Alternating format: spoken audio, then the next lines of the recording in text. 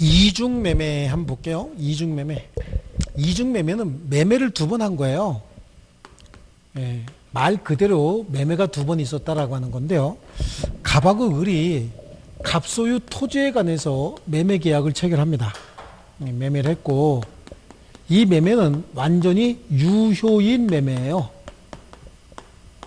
유효인 매매고, 이 매매가 유효이기 때문에 갑은 을에게 이전해 줄 의무까지 발생을 한 상태입니다. 이런 상태에서 조용히 그냥 의무 이행해 주면 되잖아요. 근데 이 의무를 이행해 주지 않고 갑이 저 토지를 병과 다시 매매한 거예요. 그러니까 하나의 토지에 매매가 두 번이 있다 보니까 이걸 제1매매라고 하고 이걸 제2매매라고 하는 겁니다. 그래서 이걸 이중매매 이렇게 얘기하는 거예요. 자, 그리고 제2매매의 기초에서 얘한테 이전 등기까지 해주는 거죠.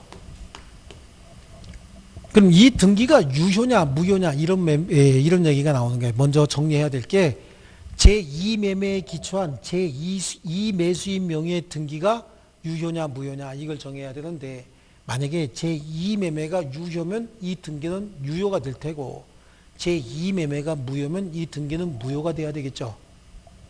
그렇죠? 네, 그래요. 이중매매인데, 자, 이 등기는 원칙이 유효다라고 얘기를 합니다. 원칙이 제2매매는 유효다. 유효인데 제2매수인이 제1매매 사실을 몰랐다. 그러면 손이라고 하죠. 근데 제2매수인이 제1매매 사실을 알고 한 경우에도 제2매매는 유효다. 여기에 적용되는 법리가 계약 자유의 원칙 내지는 자유경쟁의 원칙이라고 하는 게 여기 적용이 돼요. 그래서 제2매매는 일단은 원칙은 유효다라고 하는 거고요. 예외적으로 제2매매가 무효가 되는 경우가 있다라고 얘기를 합니다.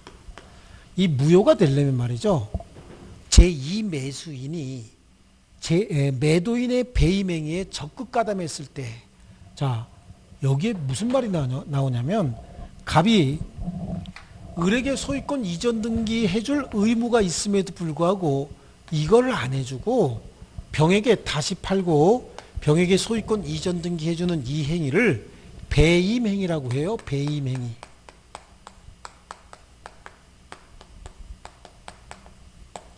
배임행위인데 이 배임행위를 병이 잘 알면서도 이전해달라고 요청을 했다. 그럼 요청을 했으면 이때 배임행위에 적극 가담했다 이렇게 얘기를 해요. 그래서 제2매수인이 매도인의 배임행위에 적극 가담 시 무효다 이렇게 얘기를 합니다. 여기서 그래서 적극 가담이라는 말이 들어가 줘야 됩니다.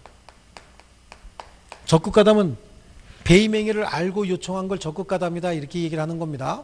이때는 무효가 된다는 얘기예요. 그리고 이 무효는 반사회적 행위로서 무효고 이후의 법률관계가 싹 다 무효가 돼요. 그래서 이 무효를 기초로 병이 혹시 무효를 기초로 제3자 정에게 양도행위를 했다라고 하더라도 이 양도행위도 똑같이 무효가 됩니다. 이것도 무효이기 때문에, 이 무효를 기초로 하기 때문에 이것도 무효예요. 그러니까 전득자 정은 선의가 됐든 악의가 됐든 관계없이 무조건 권리를 취득할 수 없는 상태가 돼버리는 거예요. 자, 그리고 제2매매가 무효인 경우에는 이게 반사회적 행위로서 무효니까 상호간에는 이행 전이면 이행할 필요 없겠지만 이미 이행을 해줬잖아요. 이행을 해줬을 때는 서로 간에 자신이 이행한 물건에 반환 청구할 수 없습니다. 여기는 746조가 적용이 돼요. 그러니까 서로 간에 부당이득 반환 청구도 할 수 없고, 또 소유권에 기한 반환 청구권, 소유물 반환 청구도 할 수 없다라고 얘기를 합니다. 어떠한 형태의 반환 청구든 일체 허용하지 않겠다라고 하는 겁니다. 자, 이 반사회적 행위로서 무효이기 때문에 그래요. 여기 제2매수인 기준으로 정리해야 될 게, 먼저 제2매매는 원칙적으로 유효다라고 하는 거, 요거 제2매수인 선의가 됐든 악의가 됐든 유효다라고 하는 거 하고요. 예외적으로 제2 매수인이 매도인의 배임행위에 적극 가담했을 때는 무효가 되고, 이게 무효인 경우에 이 무효를 기초로 새로운 이해관계 맺은 전득자가 있으면 그 전득자도 보호하지 않게 되는 겁니다. 그리고 이네들 사이에는요, 반사회적 행위를 둘이 같이 했어요. 이거는 불법 원인급여가 된다고 그랬잖아요.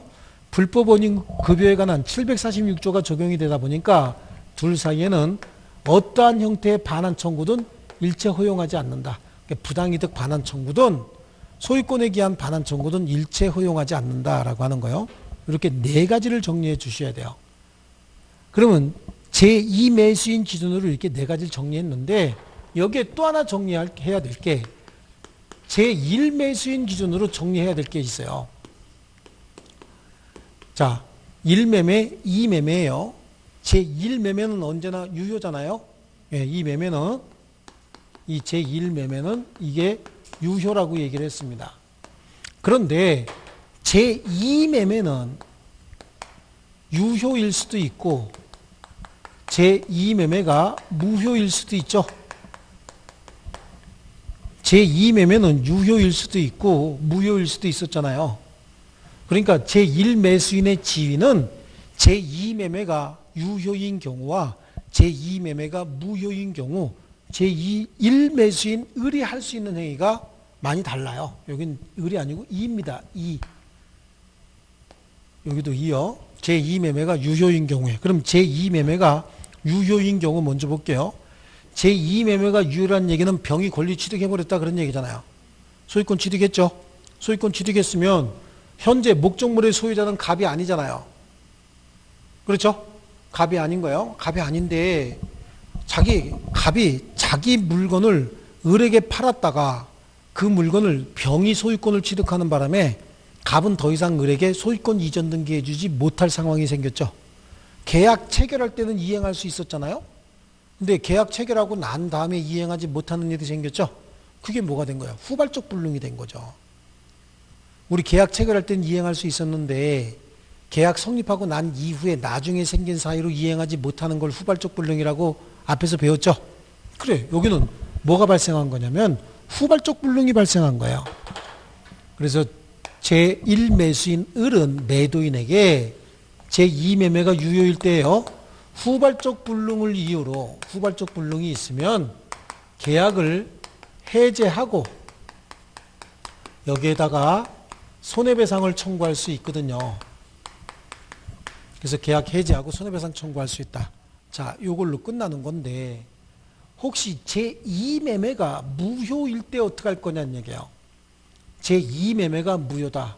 그럼 제1매매는 유효인데 제2매매, 갑과 병 사이의 매매가 무효래잖아요. 그렇죠? 이때 을은 어떻게 해야 되느냐라고 하는 거야. 을은 제1매매가 유효니까 갑에게 소유권 이전 등기 청구할 수 있거든요. 소유권 이전 등기 청구권이 있어요. 근데 혹시 갑이 병에게 소유권 반환 청구권이 있다라고 가정을 하면 지금 갑이 병에게 소유권 반환받아서 지 이름으로 소유권을 회복하고 난 다음에 을에게 이전해주면 되는 거거든요. 근데 제2매매가 무효인 경우에는 상호간에 어떠한 형태의 반환 청구도 할 수 없다 그랬잖아요. 그래요? 그러니까 갑은 병에게 소유권 반환 청구를 할 수 없어요. 등기는 누구 이름으로 지금 되어 있는 거예요? 병 명의로 되어 있는 거지. 그렇죠? 비록 무효지만 병 명의로 되어 있어요. 그러면 을은 병에게 직접 반환 청구할 수 있나요? 을하고 병은 아무런 법률관계를 맺은 자가 아니죠. 그러니까 직접 반환 청구도 할 수 없어요. 소유권 이전 등기 청구권은 있을지 모르겠지만 갑이 병에 대해서 소유권을 반환 청구할 수 있는 반환 청구권이 없기 때문에 이때는 대신 청구하는 걸 대위 청구라고 하거든요. 대위 청구권도 행사할 수 없어요. 만약에 갑이 병에 대해서 반환 청구권이 있을 때는 대위 청구권 행사할 수 있겠지만 을이 갑을 대신해서 병에게 야, 병, 너는 갑에게 소유권 돌려놔라. 그리고 갑, 너는 나에게 소유권 이전 등기해줘라 라고 청구할 수 있어요. 어떤 경우냐면 갑이 병에게 반환 청구권이 있는데 반환 청구권 행사하지 않기 때문에 지 이름으로 등기 회복을 못했고 그래서 을이 소유권 이전 등기를 못 받을 때는 대신해서 대위에서 이등기 말소하고 돌려놔라. 그리고 넌 나에게 이전해줘라 라고 청구할 수 있는데 갑이 병에게 반환 청구권이 지금 없잖아요. 그래서 반환 청구 못하고 있는 거죠. 그러니까 여기도 대의회에서 반환 청구할 수 있어요, 없어요? 없어요. 이걸 채권자 대의권이다 이렇게 얘기하거든요. 그런데 가만히 보니까 제2매매는 유효라고 했잖아요. 제1매매. 1매매 유효라고 얘기했죠. 근데 현재 제2매매는 무효 아니냐고요. 얘는 반사회적 행위 한 해고 얘는 정상적인 법률 행위 한 해죠. 근데 법률 규정이 제한하고 있다 보니까 서로 간에 부당이득 반환 청구할 수 없다라. 그래서 병은 자기 권리 그냥 자기가 취득한 것처럼 권리 가지고 있는 거고 서로 간에 부당이득 돌려달라고 하지 못하니까 갑이 준 거는 병이 가지고 있고 병이 갑에게 준 건 갑이 가지고 있는 거 아니냐고요. 무효인데. 근데 얘는 유효인 법률행위 했죠. 유효인 법률행위 했는데 법률상 제한에 따르다 보니까 돌려받지 못하고 있어요. 이상한 일이 벌어진 거예요. 유효인 법률관계를 가지고 있는 자, 정상적인 법률행위 한 해는 지금 손해가 생기고 있고 비정상적으로 반사회적 행위 한 해는 자기가 원했던 이익을 갖고 있는 거예요, 지금. 그렇지 않습니까? 네, 그래. 그러다 보니까 이거 뭔가 비정상적이다. 그래서 우리 판사가 둘 중에 하나를 인정해 주자는 얘기예요. 어떻게? 이렇게 해서 원래 채권자 대의권은 없지만 채권자 대의권을 인정해 주든지 아니면 직접 반환 청구권을 하나 인정해 주든지 하나 인정해 줘야 되는데 법률상 원래는 허용되지 않는 것들이라고 얘기했잖아요. 허용되지 않는데 궁여지책 끝에 하나를 인정해 주자라고 고민하기 시작했어요. 그런데 어떤 거 인정해 주는 게 더 합리적이냐? 사회적으로 경제적으로 충격이 더 적은 게 어떤 거냐? 그러다 보니까 이거를 인정해 주자는 거예요. 이거를 원래 채권자 대의권은 없지만 채권자 대의권 행사할 수 있도록 해주자. 그래야 사회 정의가 실현이 된다는 얘기예요. 반사회적 행위한 자가 이익을 얻고 정상적인 법률 행위한 자가 손해보는 걸 방지하기 위해서 이렇게 인정을 했고 그 대신 직접 반환 청구권은 여전히 허용하지 않고 있는 겁니다. 그렇다 하더라도 얘네 둘은 서로 간에 반사회적인 불법행위한 자들이기 때문에 불법행위에 기한 손해배상은 직접 청구할 수 있도록 합니다. 그렇다 하더라도 이 둘 사이의 법률행위가 이게 사해행위에 해당하진 않아요. 왜냐하면 만약에 이게 사해행위에 해당하는 경우에 여기다가 채권자 취소권을 행사할 수 있을 텐데 사해행위라고 얘기하려면 갑이 병에게 매도한 이 행위가 을에게 소유권 이전 등기 해주기 싫어서 병하고 짜고 갑이 병하고 짜고 을에 대한 소유권 이전 등기를 회피하기 위해서 팔아먹었다. 그럼 그거는 채권자 취소권 대상이 되지만 이거는 갑이 욕심이 나서 두 번 팔아먹은 거지 오로지 을에게 소유권 이전 등기 해주는 걸 회피하기 위해서 한 건 아니잖아요. 이해되셨나요? 예. 중간중간에 자꾸 놓치니까 지금 논리가 지금 연결이 안 되고 있는 거예요. 다시 한번 보세요. 자, 갑하고 병 사이의 이 법률 행위는 갑이 욕심이 나서 한 번 더 팔아먹은 법률 행위죠. 보세요. 여기 지금 1매매 했고 여기다가 이전 등기 해줄 사람이 또 다시 매매해서 여기한테 또 팔아먹었다니까. 저 행위는 갑이 을에게 소유권 이전 등기 해줄 의무가 생기고 난 다음에 병에게 또 팔 때 그 욕심에 의해서 또 판 거지. 오로지 갑이 을에게 소유권 이전 등기 의무를 회피하기 위해서 갑이 팔아먹은 건 아니에요. 만약에 얘네 둘이 짜고서 을에게 소유권 이전 등기 의무를 피하기 위해서 짜고 얘 이름으로 소유권 이전 등기 해줬다. 그럼 얘가 이 매매 행위를 취소해서 갑 이름으로 돌려놓을 수 있거든요. 그걸 채권자 취소권이라고 얘기하거든요. 그런데 이 행위는 둘이 짜고 한 행위가 아니라 진짜 매매한 거예요. 진짜 매매. 그러다 보니까 채권자 취소권을 행사할 수는 없다는 거예요. 자, 여기 다시 한번 볼게요.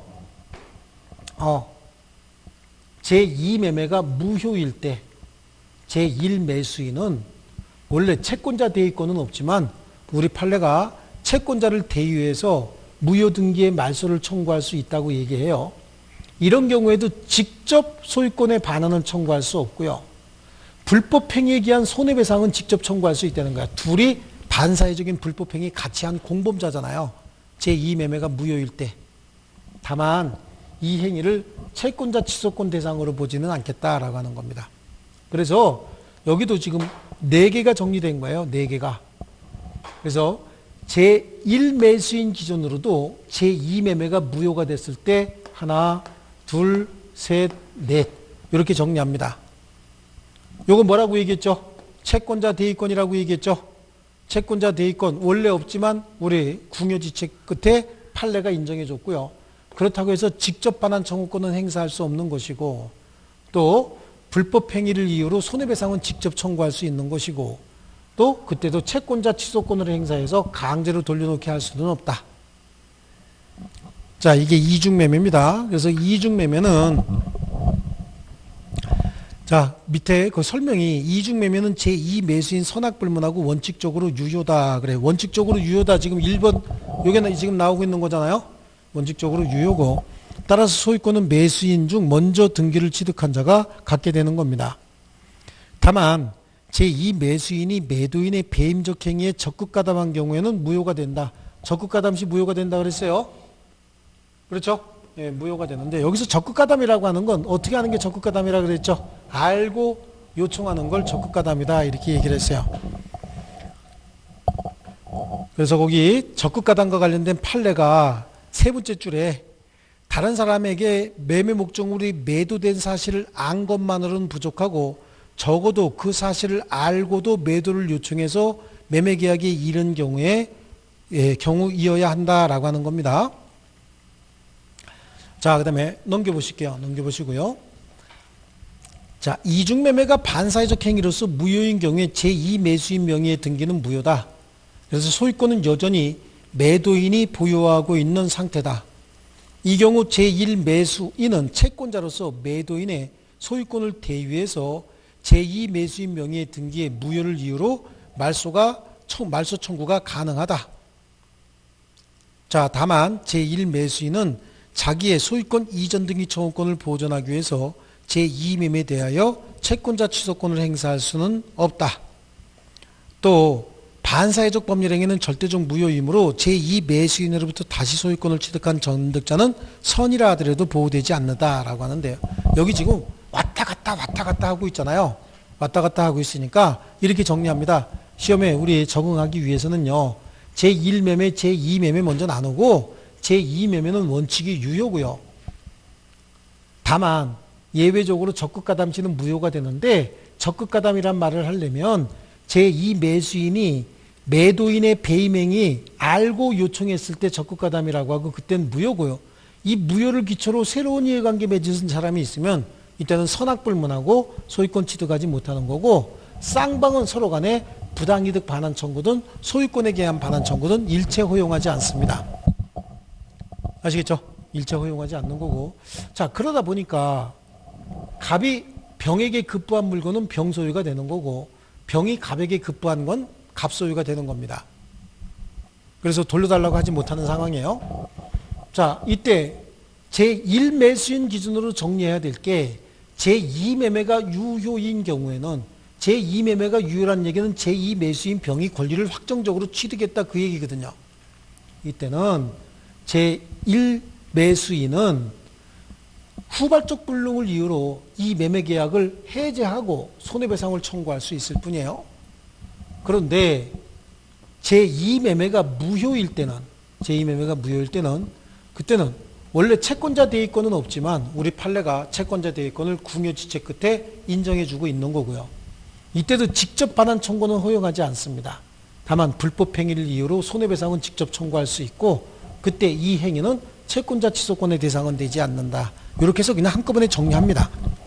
정리하고 지금 책에 있는 내용대로 하니까 자꾸만 왔다 갔다 저기 갔다 일로 왔다 저기 갔다 일로 왔다 자꾸 하다 보니까 혼란스러울 수 있어요. 그래서 제2매수인 기준으로 몇 개 정리했어요? 하나, 둘, 셋, 4개 정리했죠? 그 다음에 제1매수인 기준으로도 이렇게 4개를 정리합니다. 하나, 둘, 셋, 넷. 이해되셨습니까? 됐죠? 자, 그래요. 그 다음에 오른쪽으로 가서 불공정한 법률행위 그거 많이 읽지 마시고 칠판에 있는 내용으로 정리합니다. 이해되셨죠? 예, 칠판에 있는 내용 빨리 좀 이렇게 적어 놓으시고요. 자, 거기 오른쪽 페이지에 보면은 28의 기출문제가 나와요. 자, 갑은 자신의 X부동산을 을에게 매도하고 계약금과 중도금을 지급받았다. 여기서 계약금과 중도금을 지급받았다. 63페이지 28의 기출문제예요. 오른쪽 페이지에. 계약금하고 중도금을 지급받았다는 얘기는 이전해 줄 의무가 발생했다 그런 얘기잖아요. 중도금 받았으니까 의무가 발생했는데 그 후 병이 갑의 배임행위에 적극 가담해서 갑과 X부동산에 대한 매매 계약을 체결하고 소유권 이전 등기까지 받았답니다. 그럼 제2매매가 있었다 그 얘기죠. 자, 틀린 거 찾습니다. 을은 병에게 소유권 이전 등기를 직접 청구할 수 있어요 없어요? 없다 그랬죠. 이건 안 된다고 했어요. 또 을은 병에게 불법 행위를 이유로 손해배상은 청구할 수 있다 그랬잖아요. 여기. 손해배상은 직접 청구할 수 있다 그랬잖아요. 또 갑은 계약금의 배액을 상환하여 을과 체결한 매매 계약을 해제할 수는 없다. 여기는 지금 아직은 안 배운 건데 이미 중도금을 받았을 때는 그 배액을 상환하고 해제할 수는 없어요. 중도금 받기 전까지만 가능한 거고요. 만약에 병명의의 등기는 갑이 추인하더라도 유효가 될 수 없다라고 하는데 이 이중매매로서 무효인 경우 있잖아요. 이 무효는 절대적 싹 다 무효입니다. 나중에 무효행위 추인이 인정되지 않습니다. 이것도 아직 안 배운 내용이에요. 만약에 선의의 정이 X부동산을 병으로부터 매수하여 이전 등기 받은 경우에 정은 갑과 병의 매매 계약의 유효를 주장할 수 있다. 자, 여기 보세요. 이게 무효인데 정이 비록 선의일지라도 정은 권리취득 주장 못한다고 얘기를 했죠. 그러니까 얘는 제2매매가 유효다라고 주장하는 건 병이 소유권 취득했으니까 나는 권리 취득해야 됩니다 라고 하는 걸 주장하는 거거든요. 그러니까 얘는 어떠한 형태든지 자기 권리 주장할 수 없습니다. 이중매매가 무효일 때. 그러니까 답은 5번이 되겠죠. 그래서 틀린 거는 답이 5번이 되는 거예요. 자, 그 다음에 그 밑에 이제 104조 불공정한 법률행위인데요. 당사자의 궁박, 경솔 또는 무경험으로 인하여 현저하게 공정을 잃은 법률행위는 무효로 한다 이렇게 돼 있잖아요. 그래서 이걸 불공정한 법률행위다라고 얘기를 하는데요. 자, 요 104조도 103조의 예시 규정이라고 얘기를 해요. 일단은 104조 불공정한 법률행위는 어떻게 생겨먹은 거냐. 일단은 104조는 급부는 이만큼 했다는 거예요. 근데 이에 대한 대가로서 반대급부는 요거밖에 안 되는 겁니다. 급부와 반대급부 사이에 현저한 불균형이 있었대요. 이거는 객관적 가치의 불균형이 있었어야 된다라고 하는 거예요. 객관적 가치가 불균형이 있어야 된다라고 하는데 이렇게 한쪽은 너무 많이 주고 한쪽은 너무 적게 줬는데 그 내용을 잘 들여다보니까 주관적으로 어떤 상황이 하나 있었어요. 주관적이라는 건 항상 개인적으로 이렇게 많이 준 사람이 정신적으로 심리적으로 궁박했다든지, 여기서 궁박이라고 하는 건 갑자기 닥친 어려움이다. 갑자기 닥친 피할 수 없는 어려움을 궁박이라고 얘기를 합니다. 말이 좀 어려워서 그렇죠. 그래서 이 궁박은 경제적으로 갑자기 어려움이 닥쳤을 수도 있고 심리적으로 갑자기 어려움이 닥쳤을 수도 있어요. 아니면 뭐 신체적으로 갑자기 어려움이 닥쳤을 수도 있다라고 하는 거예요. 모든 걸 다 인정합니다. 궁박했다든지 또는 경솔한 상태였다라고 하는 거죠. 경솔한 상태는요, 거의 글 같은 걸 잘 몰라요. 글 같은 걸 잘 모르는데 계약서를 썼답니다. 그러면 내용도 정확히 모르면서 거기다가 서명하고 이런 행위 있죠. 이걸 좀 경솔했다라고 얘기를 해요. 우리도 외국어 같은 거 프랑스어 잘 모른다, 독일어 잘 모른다. 근데 대충 보고서 상대방 얘기하니까 모른다고 하면 좀 창피하잖아요. 창피할 것도 없는데 스스로 창피하다고 생각해서 잘 모르면서 사인 막 했다는 거예요. 이걸 경솔하다라고 얘기를 해요.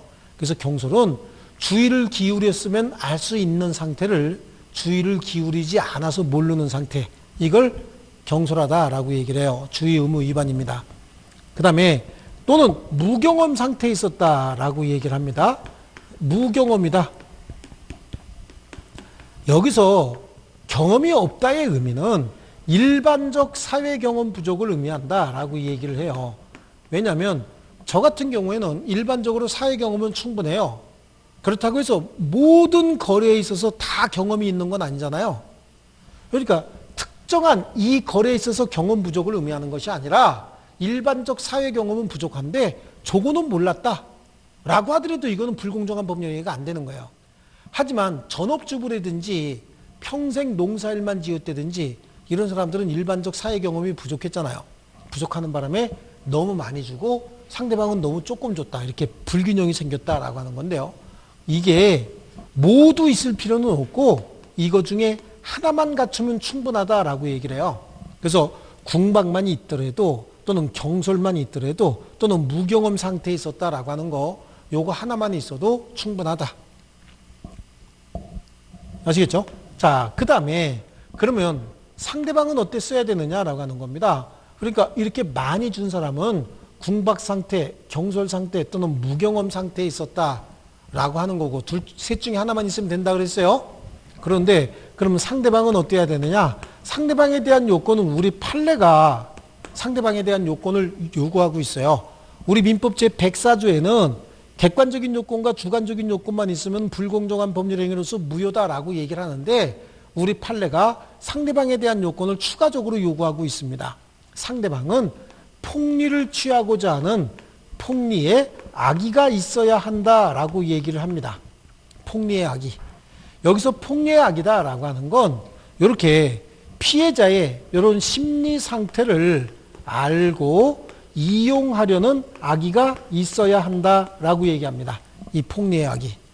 이렇게 해서 객관적인 요건과 주관적인 요건과 상대방에 대한 요건까지 다 갖춰졌다라고 하면 이거는 반사회적 행위로서 무효가 된다라고 얘기를 합니다. 무효. 그런데 이걸 무효라고 주장하려면 왜 무효인지를 다 입증해야 돼요. 아무것도 추정되는 게 없다라고 얘기를 해요. 아무것도 추정되는 게 없기 때문에 무효를 주장하고 싶은 사람은 객관적으로 급부와 반대급부 사이에 불균형이 있었습니다. 그 불균형은 주관적으로 궁박 또는 경솔 또는 무경험 상태에서 발생했습니다. 그리고 상대방은 폭리의 악의가 있었습니다. 라고 하는 거. 이거 모두를 다 입증할 책임이 있다라고 얘기를 합니다. 모두 다 입증해야 돼요. 그렇게 입증이 되면 이거는 무효가 되는 겁니다. 자, 뒤에 가면 무효행위 추인이다, 무효행위 전환이다 이런 얘기가 나오는데 이런 경우에는 무효행위 추인이 인정되지 않습니다. 반사회적 행위로서 무효인 경우에 무효행위 추인이 인정되지 않는다라고 하는데 뒤에서 배우겠지만 무효행위를 추인한다라고 하려면 그 무효의 원인이 소멸하고 난 다음에 추인하는 거거든요. 근데 반사회적 행위로서 무효인 경우에는 이 무효의 원인이 끝까지 가는 거지 무효의 원인이 중간에 없어질 수가 없어요. 한번 반사회적 행위했으면 그건 끝까지 반사회적 행위인 거예요. 사람들의 거래관념이라든지 정의관념에 반하는 행위가 한 번 있었다라고 하면 그건 영원히 정의관념에 반하는 거지 정의관념에 뒤바뀔 수는 없는 거잖아요. 과거에는 정의가 지금은 부정의가 된다 이럴 수는 없는 거거든요. 그래서 무효행위 추인은 인정하지 않는다. 또 무효행위 전환도 여태까지는 인정하지 않았는데 최근에 판례가 무효행위 전환을 인정해준 판례가 하나 있긴 있어요. 자, 이거는 우리 뒤쪽에 가서 배울 겁니다. 여기서는 그냥 한번 봤다라고 하는 정도로만 그냥 끝내고 넘어가시면 되고요. 자, 그럼 어디다 적용할 것이냐라고 하는 적용의 문제가 발생을 합니다. 여기 잘 보니까 급부와 반대급부 사이에 현저한 불균형이 있어야 된다라고 하니까 한 사람은 너무 많이 주고 한 사람은 너무 조금 줬다라고 하는 거예요. 그러다 보니까 이거는 상호간에 유상행위에 적용하는 거예요. 유상행위. 유상행위라고 한다면 이게 통상적으로 계약이겠지만 유상행위라고 한다면 단독행위에도 적용하겠다는 겁니다. 유상행위, 단독행위 여기에도 적용하겠다라고 하는 거고요. 자, 예외적으로 유상행위는 무조건 적용하겠다는 겁니다. 계약도 단독행위도. 근데 예외적으로 무상행위에는 적용할 것이냐? 무상행위는 적용하지 않겠대요. 무상행위가 나오면은 기부라든지 기부행위라든지 증여 같은데 이런 데 적용하지 않겠다라고 얘기를 하고요. 또 하나 경매에도 적용하지 않겠다는 겁니다. 경매라고 하는 건요. 원래 조금 주고 큰 물건 잡아와야 잘한 경매예요. 원래 경매라고 하는 것 자체가 급부와 반대급부 사이에 불균형 자체를 목적으로 하는 게 경매이기 때문에 경매에도 적용하지 않는다라고 얘기를 합니다. 그래서 적용 범위까지 봤고요. 자, 요거 이제 가만히 들여다보니까 말이죠. 여기에 불공정한 법률행위에 있어서는 이 사람은 피해를 본 사람이에요. 정신적으로 심리적으로 좀 궁박했어요. 좀 쫓기던 사람이에요. 그리고 이 사람은 그 심리 상태를 알고 이용해 먹은 사람이죠. 그러니까 여기는 반사회적 행위를 했을 때 이 사람도 반사회적 행위하고 이 사람도 반사회적 행위한 게 아니에요. 반사회적 행위는 여기만 했죠. 여기는 반사회적 행위의 뭐예요? 피해자잖아요. 그렇죠?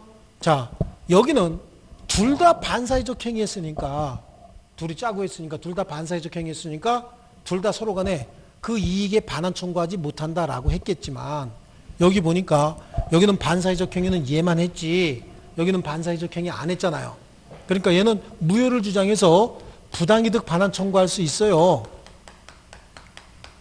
내 거 내놔 라고 부당이득 반환 청구할 수 있는데, 여기서 여기다가 부당이득 반환 청구는 허용하지 않는다라고 하는 거예요.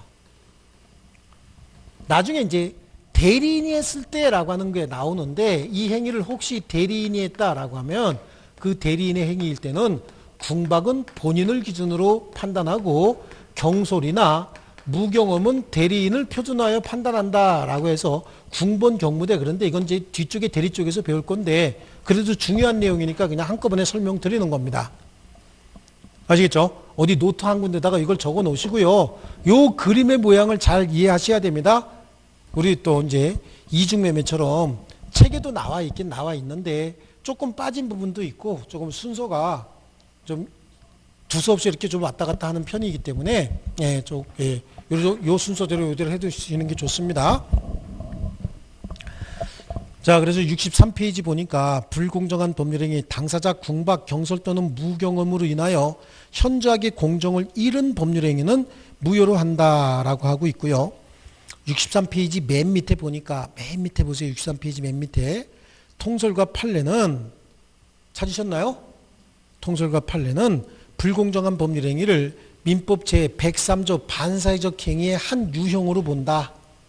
그래서 104조의 요건을 갖추지 못한 경우에도 103조에 의해서 무효로 되는 경우도 있다라고 했잖아요. 제가 앞에서 103조 얘기할 때 103조의 범위를 이 틀 속에 넣을 수 있다라고 한다면 104조는 그거의 하나의 예시 규정이라고 얘기를 했잖아요. 그래서 104조에 해당하지 않는다. 그래도 103조에 해당할 수도 있고 아예 반사회적 행위가 아닌 경우도 있을 수 있어요. 그래서 104조에 걸리지 않는다. 그럼 103조에 걸려서 무효가 되는 경우도 있어요. 포함관계가 이렇게 되다 보니까.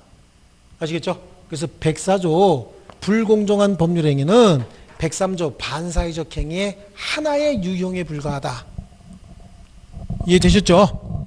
자, 객관적인 요건입니다. 객관적인 요건. 뭐가 있어야 된다고요? 불균형이 있어야 된다는 얘기죠. 불균형. 주관적인 요건, 피해자의 궁박, 경솔 또는 무경험이 있어야 됩니다. 자, 여기서 그 무경험은, 궁박은 벗어날 길이 없는 어려운 상태를 말한다라고 얘기하는데요. 경제적인 거, 신체적인 거, 심리적인 거 다 포함하는 거고요. 일시적인 것, 계속적인 것 다 포함합니다.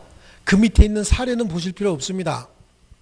그리고 경솔이라고 하는 건 행위의 결과나 장래에 관하여 보통인이 할 수 있는 고려를 하지 않는 심리적 상태다. 말이 어렵잖아요. 말이 어려운데 이거는 보통 사람이면 기울일 수 있는 주의를 기울이지 못하는 걸 얘기를 하는 거고요. 그 다음에 B의 두 번째 줄 무경험은 일반적 생활 경험이 불충분하다는 것을 의미한다. 아시겠죠? 예, 그러고요. 거기 A에 꼭 있어야 되는 건데 없는 게 있어요. 뭐냐면 궁박, 경솔 또는 무경험 중에서 하나만 있으면 되지 모두 다 필요한 건 아니다라고 하는 겁니다. 그래서 거기 A에 첫 번째, 두 번째, 세 번째 줄 있죠? 예, 여기에 이제 궁박, 그 다음에요. B에 보면 경솔, 두 번째 줄에 무경험 있잖아요. 그래서 A하고 B를 쭉 묶어 놓습니다. 쭉 묶어 놓고, A하고 B를 묶어 놓고, 이거 중 하나만 있으면 충분하다라고 하는 거야. 세 개 중 하나만 있으면 충분하다. 여기 중1이 뭐예요? 중학교 1학년이 했다가 아니라 궁박이나 경솔이나 무경험 중 하나만 있으면 충분하다 그런 얘기입니다. 그래요. 그래서 여기서 궁박, 경솔 또는 무경험 중 하나만 있으면 충분하다라고 앞에다 하나 좀 써놓을게요. 이거 굉장히 중요한 내용이고 많이 나오는 거예요. 아시겠죠? 자, 그 다음에 나의 폭리자의 악의 또는 편승 의사가 있어야 된다라고 하는데 상대방의 피해자에게 위와 같은 사정이 있음을 알고 동그라미 칩니다. 이용하려는 의사, 알고 이용 동그라미 쳐놓습니다. 그 알고 이용 둘 다 동그라미 치면은 맨 밑에 페이지 있죠? 그 알고 이용 그거를 동그라미 쳐놓으면 그게 뭐가 되는 거야? 폭리의 악이다. 알고 이용 동그라미 쳐놓고 밑에다가 폭리의 악이 이렇게 좀 써놓을게요. 폭리를 취하고자 하는 악이다. 그 다음에 오른쪽 페이지에 보면은요. 대리인에 의한 법률행위의 경우 아직 대리는 안 배웠잖아요. 하지만 그냥 이건 단순하게 암기해놓고 뒤쪽에 가서 한번 공부하시자고요. 궁박은 누굴 기준으로? 본인을 기준으로 판단하고 경솔 무경험은 대리인을 기준으로 판단한다. 이걸 그냥 암기할 때 궁본 경무대 해보세요. 궁본 경무대 해볼게요. 뭐라고요? 궁본 경무대. 궁박은 본인 기준, 경솔 무경험은 대리인을 표준으로 판단한다. 거기 나오잖아요. 궁박은 본인을 표준으로 결정하고 경솔 무경험은 대리인을 표준하여 결정한다. 이렇게 돼 있죠. 맞습니까? 자, 됐고요. 그럼 입증 책임 그랬잖아요. 이거는 아무것도 추정되는 게 없기 때문에 무효를 주장하고 싶은 사람은 이거 객관적인 요건, 주관적인 요건, 상대방에 대한 요건 다 입증해야 됩니다. 그래서 거기요. 첫 번째 줄 아무것도 추정되는 게 없다. 두 번째 줄 무효 주장자는 피해자의 객관적인 요건과 주관적인 요건 모두 다 입증해야 된다라고 하는 거 하고요. 효과 다음 페이지 효과입니다. 불공정한 법률행위는 무효다라고 하는 거죠. 무효. 예, 그리고요. 양쪽 가로 2번에 불공정한 법률행위에 기하여 의무를 이행한 경우에 불법 원인은 누구에게만 있어요? 상대방에게만 있는 거죠. 그래서 746조 단서에 의해서 피해자는 얘는 피해자는 급부한 것에 반환 청구할 수 있지만 폭리자는 반환 청구할 수 있어요? 없어요? 없다라고 하는 거예요. 불법의 원인이 폭리자에게만 있어요. 그리고요. 그 다음에 양쪽 가로 3번에 불공정한 법률행위는 반사회적 행위입니다. 그래서 그 추인은 인정되지 않습니다. 근데 최근의 판례가 무효행위 전환은 인정한다라고 해놨죠. 자, 그러면 우리 책에 여러 가지 내용이 많이 있지만 실제로는 요 그림 한 판 있잖아요. 요거. 요게 책에 있는 내용보다 훨씬 더 많은 내용이 지금 들어가 있는 거예요. 적용 범위도 마찬가지고요. 불공정한 법률행위에 관해서 백사조는 모든 법률행위, 계약뿐만 아니라 단독행위에도 적용이 된다라고 하는데요. 다만 증여와 같이 일방적 급부행위, 일방적 급부행위는 뭘 얘기하는 거예요? 무상행위 얘기하는 거예요. 무상행위와 경매에는 적용되지 않는다라고 얘기하고 있어요. 아시겠죠? 자, 그 다음에 오른쪽으로 가면 이제 29회에 기출문제가 나오는데 불공정한 법률행위에 관한 설명으로 틀린 건데 궁박은 정신적, 심리적 원인에 기인할 수도 있다. 여기 보세요. 궁박은 경제적, 심리적인 거 다 포함한다 그랬죠? 신체적인 거 다 포함하는 거고 무경험은 일반적 거래 경험의 부족을 의미한다. 그렇죠? 거래 일반에 대한 경험 부족을 의미한다. 그 다음에 대리인에 의해서 이루어졌을 때 궁박은 누구 표준? 본인 표준. 경솔 무경험은 대리인을 표준으로 한다. 궁본 경무되고요. 또 급부와 반대급부 사이에 현저한 불균형이 존재하는지 여부는 당연히 법률행위 성립 당시지 이행기를 기준으로 판단할 건 아니죠. 성립 당시를 기준으로 하는 거고요. 그 다음에 급부와 반대급부 사이의 현저한 불균형은 객관적 가치가 불균형이라고 얘기했잖아요. 여기요.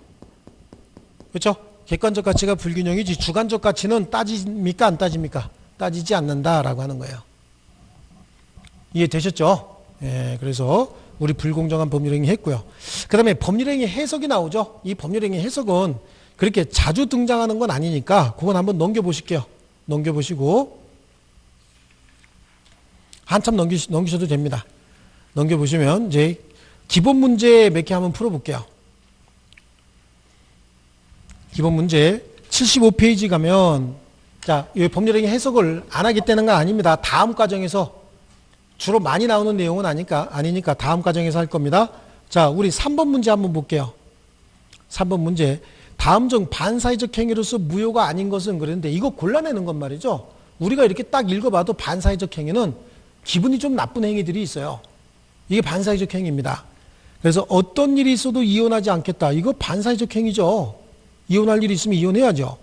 불륜관계 종료를 해제 조건으로 하여 내연녀에게 한 증여다라고 하는 거예요. 이건 뭐냐면 내연녀한테 물건을 하나 주면서 야, 오빠 만나는 동안은 네가 쓰고 오빠를 떠날 때는 되돌려줘라. 좀 치사하죠? 예, 그 오빠 떠날 땐 되돌려줘라 그런 거야. 이것도 반사회적 행위예요. 그 다음에 수증자가 매도인의 배임 행위에 적극 가담해서 이루어진 증여계약. 여기 보세요. 매도인의 배임 행위에 적극 가담했다는 얘기는 뭐죠? 알고 요청했다 그런 얘기잖아요. 적극 가담한 행위는 뭐라 그랬어요? 무효라 그랬죠.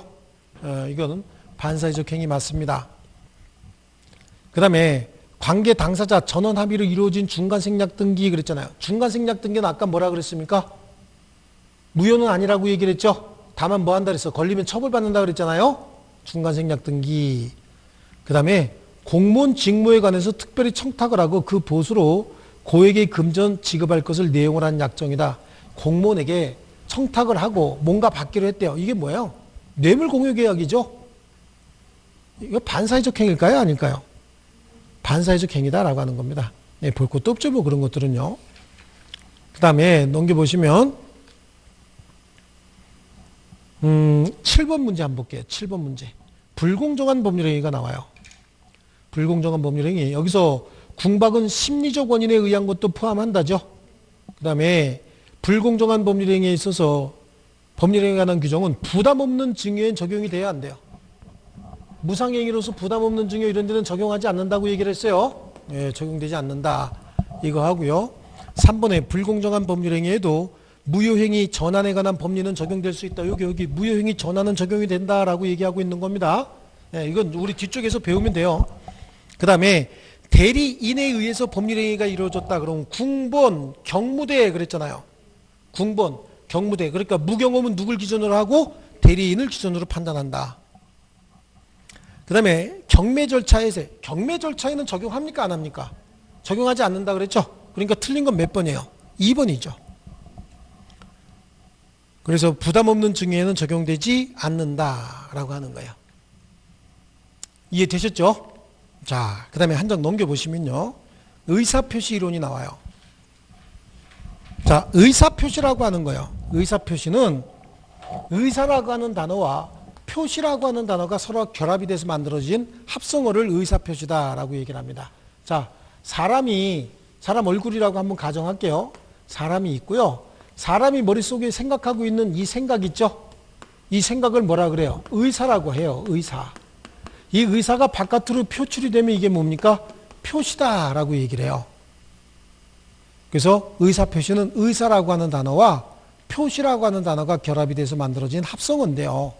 의사는 보통 배고프니까 밥 먹어야 되겠다 그런 의사가 아니라 우리가 거래를 하면서 내가 이걸 팔아서 10,000원을 받으면 내가 샀던 금액은 6,000원이고 교통비까지 이렇게 빼고 나면 8,500원이 들어갔는데 내가 10,000원 받으면 1,500원의 이익은 남겠다. 그러면 그동안에 내가 10,000원을 은행에서 대출해서 이자 갚고 어쩌고 저쩌고 해서 이자 300원 내고 나면 나한테 순이익은 1,200원 정도 되겠다. 이런 생각을 하고 거래가 이루어지잖아요. 그래서 거래할 의사가 생기는 거죠. 그래서 이 의사를 우리는 보통 무슨 의사라고 얘기하냐면 본능에 의한 의사가 아니라 일정한 법률 효과, 결과가 생길 것이다 라고 예측하는 의사를 얘기하는 거예요. 그래서 이걸 효과 의사라고 하는데 이 효과 의사를 내심적 효과 의사와 표시상의 효과 의사로 우리 학자들이 나눠요. 이걸. 내심적 효과 의사는 진짜 머릿속에 있는 꿍꿍이를 내심적 효과 의사라고 얘기를 하고요. 표시상의 효과 의사는 이렇게 표시해야 되겠다라고 하는 효과 의사를 표시상의 효과 의사라고 얘기를 하는 거예요. 이해되셨나요? 자, 이 표시상의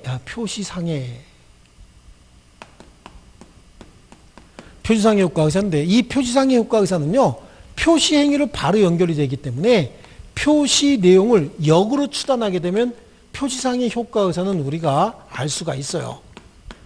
그런데 내심적 효과 의사는 머릿속에 있는 꿍꿍이거든요. 그러니까 이거는 우리가 잘 모르는 경우도 있어요. 그런데 이게 언제나 일치할까요? 일치할 수도 있고 일치하지 않을 수도 있어요. 내심적 효과 의사와 표시상의 효과 의사는 다른 거예요. 예를 들어서 뭐 이거 적절한 예일까 모르겠는데 어떤 남자가 어떤 여자한테 나하고 결혼해달라고 행복하게 해드리겠다고 얘기하고 싶어요. 그분하고 결혼하고 싶어서 결혼해달라고 고백하고 싶다. 이게 내심적 효과 의사죠. 그런데 그분에게 얘기하는 방법은 꽃을 하나 사들고 가서 무릎을 꿇고 결혼해 주세요라고 그런 방법을 택할 수도 있잖아요. 아니면 카톡으로 이렇게 해서 카톡을 해서 멋진 그림 이렇게 하면서 멋진 문구 좀 집어넣어서 얘기하는 방법도 있을 테고요. 또 어떤 사람은 차 트렁크 좀 열어줘. 그래서 트렁크 여니까 그 안에 무슨 뭐 풍선 같은 거 이렇게 쫙 해갖고 거기에 이런 거 있잖아요. 내심적 효과에서는 다 뭐예요? 똑같아. 똑같은데 표시 방법은 다 달리 정할 수 있는 거잖아요. 그렇죠? 그래서 내심적 효과 의사와 표시상의 효과 의사는 조금 다른 거고, 표시상의 효과 의사는 표시 내용으로 바로 나타나기 때문에 역으로 알 수 있어요. 근데 이건 잘 모르는 경우도 있어요. 어쨌든 간에 의사표시라고 하는 건 의사와 표시라고 하는 단어가 서로 결합이 돼서 만들어진 건데, 그 의사는 내심적 효과 의사, 표시상의 효과 의사 이렇게 나누고 그 다음에 표시행위로 바로 이렇게 구성이 된다. 그래서 의사표시의 구성 요소는 크게 나누면 두 개예요. 의사와 표시. 아주 잘게 나누면 몇 개라고요? 세 개가 된다. 그죠? 내심적 효과 의사, 표시상의 효과 의사 이렇게 나눠진다라고 하는 겁니다. 그리고 거기 나와 있는 내용은요, 78번부터 시작해서 79번 보니까 굉장히 이론적인 내용이 굉장히 많이 나오죠. 많이 나오는데 그거 안 보셔도 관계없습니다. 절대적으로 제가 책임질 수 있습니다. 안 보셔도 관계없고, 그 대신 우리 여기까지만 정리합니다. 의사표시라고 하는 단어는 의사라고 하는 단어와 표시라고 하는 단어가 결합이 돼서 만들어졌는데, 그 중에서 의사는 두 가지로 나눠졌죠. 내심적 효과 의사와 표시상의 효과 의사로 나눠졌다라고 하는 거. 그러니까 의사표시는 크게 나누면 두 개, 그 다음에 아주 잘게 나누면 세 개로 나눌 수 있다. 그렇죠? 크게 나누면 어떻게 나눴어요? 이렇게 나눴잖아요. 이렇게 나눴고, 아주 잘게 나눴으면 이렇게 나눴죠. 이렇게 세 가지로 나눠졌죠. 예, 이렇게 나눌 수 있다. 이 정도만 봐도 충분합니다. 자, 나머지 한번 넘겨볼게요. 자, 의사표시에 관한 이론이 하나가 나오는데 80페이지 보면은요, 80페이지 한번 보세요. 의사표시에 관한 이론이 하나 나오죠. 거기 보니까 의사주의, 표시주의 이렇게 나오는데, 여러분 생각에는 의사표시 중에서 의사가 더 중요한 거라고 보이세요? 표시가 더 중요한 거라고 보이세요? 그렇죠? 어떤 분은 표시가 더 중요하다고 얘기하고 어떤 분은 의사가 더 중요하다고 얘기를 해요. 그래서 학자들도 의사주의, 표시주의 이렇게 나누고 있거든요.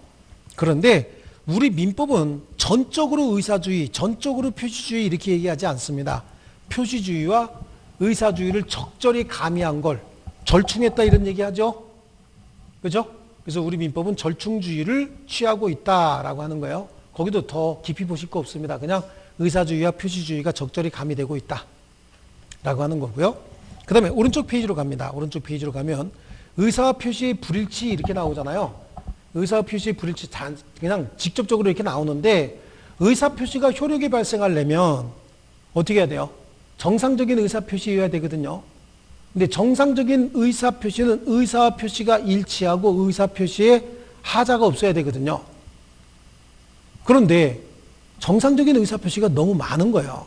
너무 많으니까 그 정상적인 의사표시를 다 공부할 수 없어서 우리는 비정상적인 의사표시를 먼저 공부합니다. 그리고 나머지는 다 정상이다 이렇게 접근하는 건데, 그래서 비정상적인 의사표시에 먼저 의사표시의 불일치와 하나 몇 장 넘기면 하자 있는 의사표시다 이런 게 나올 거예요.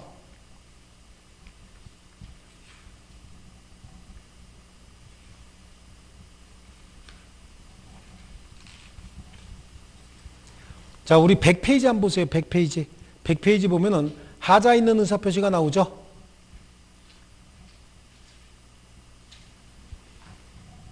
자, 정상적인 의사표시는 의사표시가 일치하고 의사표시에 하자가 없어야 돼요. 그런데 이거 너무 많다고 그랬잖아요. 종류가. 그러다 보니까 우리 민법에서는 비정상적인 의사표시 공부하고 나머지는 다 정상이다 이렇게 간다 그랬잖아요.